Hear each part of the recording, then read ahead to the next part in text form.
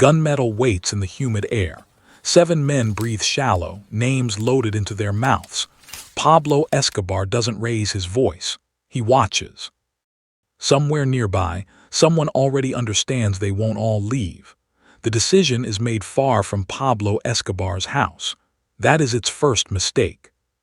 7 men are selected in a back room that smells of cigarettes and cheap cologne. No speeches, no cheers, just nods. Each of them understands this is not a job meant to succeed cleanly. It is meant to be heard. In Medellin, messages matter more than bodies. The men move separately through the city. They avoid patterns. They avoid names. But fear travels with them anyway, sitting in their throats, heavy and metallic. Every one of them knows who Pablo Escobar is. Every one of them believes just enough that history might bend for them. Escobar feels it before he sees it, not through intelligence reports, not through police contacts, through silence. A pause in the city's usual noise, a hesitation in voices that are normally confident. When men stop boasting, something is moving. He sits at a table, plain wood, coffee untouched. Around him, trusted figures speak carefully, measuring every word. "There's movement," one of them says. Escobar does not respond. He doesn't need details yet. Details rush to him when they matter. What matters now is intent. Someone has chosen escalation. Someone wants him to react loudly. He won't. Outside, Medellin breathes unevenly. Vendors glance down streets longer than necessary. A patrol car slows, then speeds up. Politicians hear rumors and make calls that go unanswered. Everyone senses pressure without understanding its shape. The 7 men close in on positions they believe are useful. A street corner, a rented room, a borrowed car. None of them realizes how exposed they already are. Escobar finally speaks. "Let them walk," he says. The room stills. This is not mercy, it is confidence. Control is strongest when it appears careless. Money moves without sound. Doors open that were never locked. Eyes begin watching the watchers. The city, loyal in fragments, responds instinctively. Fear has taught it how. One of the 7 hesitates first. He lingers too long near a cafe. He notices a familiar face where none should be. Another feels the weight of being followed, not closely but patiently. Escobar remains where he is. He does not hide. He does not flee. To disappear would be to admit uncertainty. Instead, he waits. Because a message sent in anger can be answered with spectacle, but a message answered with calm forces something far more valuable. A choice, and in Medellin, choices never belong to everyone. They belong to Pablo Escobar. Morning arrives without relief. The city wakes, but it does not stretch. It listens. Radios murmur. Doors open slower than usual. Medellin has learned when to move carefully, and today it remembers. Pablo Escobar eats breakfast with the same discipline he uses for everything else. Slowly. Deliberately, nothing on the table suggests urgency. No weapons in reach. No raised voices. Calm, cultivated like a habit. Control begins here. Around him, his inner circle gathers in fragments. Not all at once, never all together. Each man carries a piece of the same fear and tries not to show it. "They're still out there," someone says. Escobar nods once. Not agreement, acknowledgement. Fear, when unmanaged, spreads. When shaped, it hardens into loyalty. He does not order the 7 men killed. Not yet. Killing them too early would end the conversation. He wants it to continue. He wants others to watch it unfold and understand the rules without being told. Outside, money starts to work. Not bribes, not threats, pressure. Small, invisible leverage applied in precise places. A driver asked to wait. A landlord reminded of past favors. A cousin warned gently about the cost of curiosity.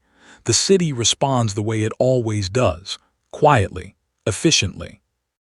Escobar walks through his compound later that day, unarmed, exposed. It is intentional. Word travels faster than gunfire. If the rivals are watching, he wants them to see exactly how little he moves. One of his lieutenants finally breaks the silence. "You want us to bring them in?" Escobar stops walking. "No," he says, "they came to us. It is not arrogance, it is certainty." He understands the psychology of men sent to kill him. They expect chaos, resistance, a chase. When none comes, doubt begins its work. Doubt makes mistakes. By afternoon, loyalty is being measured. A lookout hesitates before reporting a face he doesn't recognize. A courier asks one question too many before delivering a package. These moments matter. Escobar notices all of them. He always does. Fear weeds out weakness. Calm reveals it. In a safe house across the city, one of the 7 men drinks too much coffee. His hands shake. He checks the window again. He has the sense of being known without being seen. He considers leaving. That thought alone seals his fate. Escobar receives word without asking for it. A whisper passed upward through layers of trust. One of the 7 is unstable. Another is angry. A third is praying. Escobar smiles faintly, not with joy, with recognition. This is how power confirms itself, not through explosions, through imbalance. Through the quiet moment when men realize they have entered a room they cannot exit on their own terms. Night approaches. And with it the understanding that the city has already chosen a side. Escobar has not raised his voice. He has not fired a shot, yet the pressure is everywhere. That is dominance. By the 3rd day, Medellín stops pretending nothing is wrong. It begins in small ways. Shops close early without explanation. A school dismisses children before noon. Taxis refuse certain streets, then refuse to explain why. The city has learned not to ask questions it already knows the answers to. Pablo Escobar does not appear in public. He doesn't need to. His absence carries more weight than presence ever could.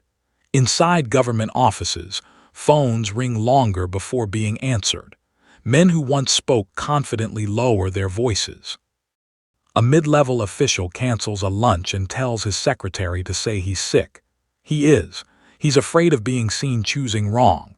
The police feel it too. Patrols slow near Escobar-controlled zones.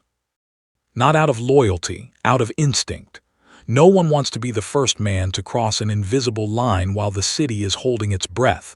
Rumors do the rest. 7 men. An attempt. No shots fired. That alone unsettles everyone. Medellín understands violence. What it doesn't understand is restraint. When violence is delayed, people imagine it growing larger. Escobar's organization tightens without visible movement. No convoys, no raids, just alignment. Territory settles into silence. Anyone operating without permission feels suddenly exposed. A radio journalist considers mentioning the tension on air. He decides against it. His producer agrees. Silence feels safer. One of the 7 men ventures out at night, thinking darkness will protect him. It doesn't. Darkness belongs to Escobar more than daylight ever did. He notices faces that turn away too fast. A motorcycle that idles too long. He returns to his room and locks the door. Across the city, another of the 7 grows angry. He believes Escobar's calm is weakness. He talks louder than he should. Drinks with the wrong people, tries to prove he is still in control of something. Word reaches Escobar before the bottle is empty. Escobar listens. That is what he does best. He understands that fear divides into 2 types, the kind that freezes and the kind that lashes out. Both are useful. Neither should be rushed. The city watches for signs. An explosion, a body. A headline, none come. That is when the fear deepens, because now everyone understands this is not chaos. It is choreography, and Pablo Escobar is allowing the city to feel every step of it. Fear, left alone long enough, starts to make decisions. One of the 7 disappears first. No gunshots, no witnesses. He simply fails to arrive where he said he would. His absence spreads faster than his presence ever did. The others feel it immediately. Phones go unanswered. Doors stay closed. Pablo Escobar still gives no orders for blood. That restraint confuses his enemies more than violence ever could. They expected retaliation. They prepared for war. Instead, they are being studied. He understands something they do not. Men sent to kill do not fear death as much as they fear meaninglessness. Escobar meets with a small circle. No raised voices. No dramatics. Let them talk, he says. Talking is inevitable. Pressure forces it. Fear always looks for a way out, and Escobar has left just enough room for escape to feel possible. One of the 7 breaks pattern. He reaches out to a contact he swore he'd never trust. The call is short, desperate. It is traced without effort, not by technology, by loyalty. Escobar does not punish the man who brings him this information. He rewards him quietly. Loyalty reinforced is stronger than loyalty demanded. Another of the 7 makes a different choice. He doubles down. He convinces himself that backing out now would be worse than finishing the job. He sharpens his resolve by rehearsing the story he'll tell if he survives. Escobar allows this too. Because fear that believes it is brave makes the clearest mistakes. The city feels the shift. People sense that something has crossed from threat into inevitability. No one knows when the moment will come, only that it will. Late one night, Escobar finally moves, not physically but strategically. A door opens where none existed before. A channel is made available. Quiet, safe. A path that suggests survival without promising it. Only one of the 7 takes it. He arrives alone, shaken, alive. Escobar listens to him without interruption, no judgment in his face. Just attention. The man speaks quickly at first, then slower as the weight of what he's saying becomes clear. Names matter now. Motives matter. Intent reveals structure. When the man finishes, Escobar nods once. Fear has chosen loyalty. Loyalty has chosen truth. And the shape of the threat is finally clear. The room is quiet when the name is spoken, not dramatic. Not shouted. Just placed carefully between 2 breaths like something fragile. The man across from Pablo Escobar cannot bring himself to repeat it. Once is enough. Escobar does not react immediately. He studies the man's face instead. The fear is real, not performative. The kind that comes from understanding consequences too late. Escobar respects that kind of fear. It tends to be honest. The name changes the temperature of the room. It isn't just a rival. It isn't just money. It connects business to pride, street ambition to political cover. A bridge between criminals who want power and men who pretend they already have it. This is what Escobar was waiting for. He dismisses the man without ceremony. Protection is granted but not discussed. Survival in this world is never guaranteed, only delayed. The man leaves knowing he has traded one danger for another, longer one. Escobar remains seated. The name echoes outward through his organization, not spoken directly but implied. Certain operations slow, others accelerate. Allies who share the name's orbit suddenly find doors closing. Calls are returned late, invitations disappear, pressure again, precise, quiet. Escobar meets with intermediaries who represent politicians without admitting it. The conversations are polite. Indirect, full of shared history and unspoken threats. Everyone understands the balance has shifted. "You're making things difficult," one of them says carefully. Escobar smiles barely. "Things were already difficult," he replies. "Now they're honest." Fear and loyalty realign. Some men distance themselves from the named figure immediately. Others cling tighter, believing loyalty might still save them. Escobar lets both paths exist. Collapse reveals more than confrontation ever could. The remaining attackers scatter, no longer a unit. No longer a mission, just men trying to survive the consequences of a decision made by someone else. Escobar watches the structure bend. This is not revenge, it is correction. The city begins to relax, but only slightly. People sense resolution approaching, though they don't know its form.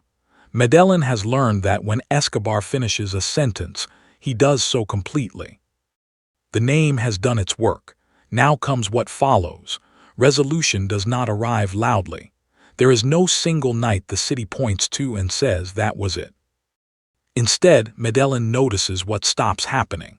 No more rumors, no more movement, no more men pretending they are still part of something that has already ended. The rivals miscalculate again by waiting for spectacle. Pablo Escobar does not need it. The named figure loses ground quietly. Allies drift away first. Then protection thins. Then silence replaces confidence. By the time consequences arrive, they feel less like punishment and more like gravity, unavoidable, impersonal, deserved. The remaining men who came to kill Escobar are dealt with separately. No pattern, no lesson anyone can copy. Fear remains effective only when it refuses to be predictable. Escobar resumes his routines. Public appearances return in controlled doses. A handshake here, a donation there. The city exhales, but it does not forget. Politicians adjust their language. Police adjust their routes. Children grow up hearing fragments of the story, never the whole thing. Medellin carries the memory the way it carries scars, without needing to explain them. Inside his organization, loyalty hardens, not because men love him more, because they understand him better. Escobar reflects briefly on what the moment cost. Every act of control leaves residue. Every correction narrows the future. He knows this. He accepts it. Power is never free. It is only managed. The message sent by 7 men becomes something else entirely. A warning embedded in silence. A reminder that escalation does not belong to those who start it, but to those who finish it. Years later, the consequences will stretch beyond him. Into politics. Into bloodlines. Into stories told without names. But for now, order stands. Pablo Escobar remains at the center of it, calm, watching. And Medellin understands, once again, who decides when a story is over.